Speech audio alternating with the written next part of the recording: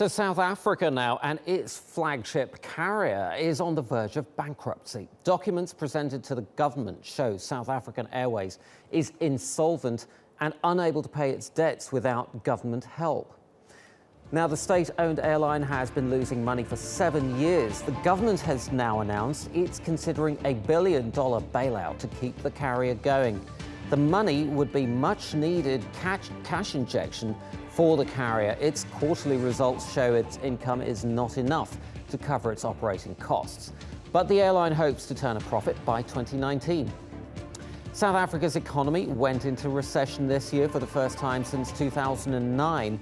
To stimulate growth, the government plans the sale of non-essential assets and the partial privatizations of state-owned firms by March 2018. But South African Airways would not be among them. Now, for more on the airline's debt woes, we're joined by Terrance Booysen, the CEO of Corporate Governance Framework Research Institute based in South Africa. And he joins me now from Johannesburg. Thank you so much for joining us on Money Talks, Terrance. Let's start with South African Airways. How did the airline get into such a mess? Azar, nice to be with your listeners and watch viewers tonight. So I think essentially some of the problems have occurred in SAA as a result of a partial shareholder, what we in South Africa would call the Department of Public Enterprises, which truly hasn't allowed the board to act independently in order for the board to actually conduct its affairs. So I think that would be the first problem. The second problem, very quickly, would be the fact that we have a chairperson who has been dominating this board and also hasn't really had the qualifications, certainly in my opinion, to run a board of this nature. So I think that probably is two major, maybe major points in terms of how things have seriously gone wrong. Also remember that the same chairperson in question also sits on the foundation for President Jacob Zuma, which clearly means that her position as chairman of this particular board has been somewhat compromised, and of course her independence as well.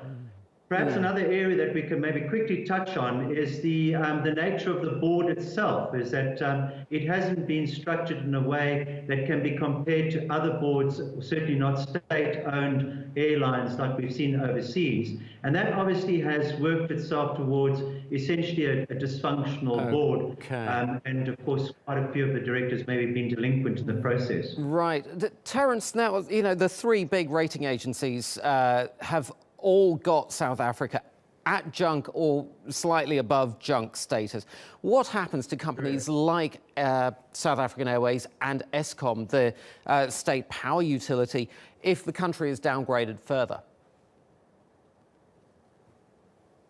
Yeah, I mean, that's a fascinating question, particularly in terms of state-owned companies and entities. You know, the more we get downgraded, obviously that needs to be bolted on also to the so-called technical recession. And if you have a look at the way in which the finances of most of these SOE, SOCs are running, they're in somewhat dire straits. So further downgrades and, of course, going deeper into a recession is certainly not going to help the woes of these organizations. To that point, as you may have heard just earlier on this week, some of the trade unions and the employees of SAA particularly have been asking now for an increase of wages and a bonus. Right. And that's really going to happen as obviously it gets worse. Okay. Terrance Booysen, the CEO of the Corporate Governance Framework Research Institute in Johannesburg, thank you ever so much.